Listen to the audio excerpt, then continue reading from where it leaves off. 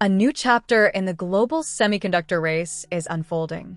As the world's dependence on advanced chips grows, China is accelerating its quest for technological independence, challenging the dominance of Dutch giant ASML. For decades, ASML has been the world's only supplier of extreme ultraviolet, or EUV, lithography systems, the machines used to manufacture the most advanced semiconductor chips.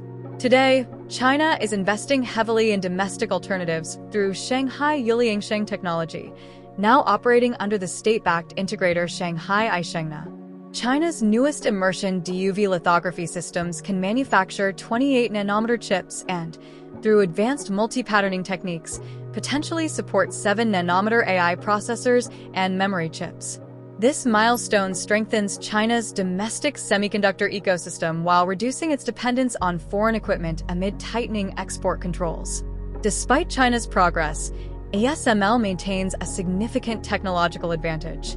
Its high-NA EUV systems remain unmatched for manufacturing cutting-edge chips below 2 nanometers. Years of engineering expertise, higher production capacity, and superior manufacturing efficiency continue to place ASML at the forefront of the global semiconductor industry.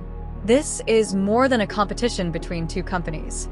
It reflects a broader geopolitical and technological shift where semiconductors have become essential to economic competitiveness, artificial intelligence, and national security. The outcome of this race will influence the future of the global digital economy.